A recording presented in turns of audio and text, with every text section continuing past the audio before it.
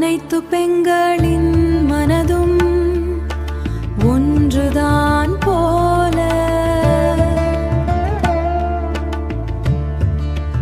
ஆடவளின் எண்ணமும் குணமும் அறிந்து பழகும் ஆடவனை பெண்மை என்றுமே அறியாது. பூவிலிருந்து தேனை எடுக்கும் தேனீக்கு என்றுமே தெரியாது மலரின் மனம்.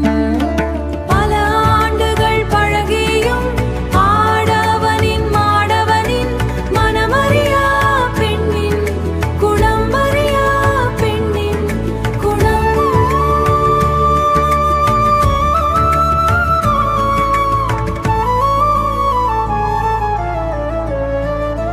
பெண்ணின் ஸ்பரிசத்தை மட்டும் வேண்டுமாயின்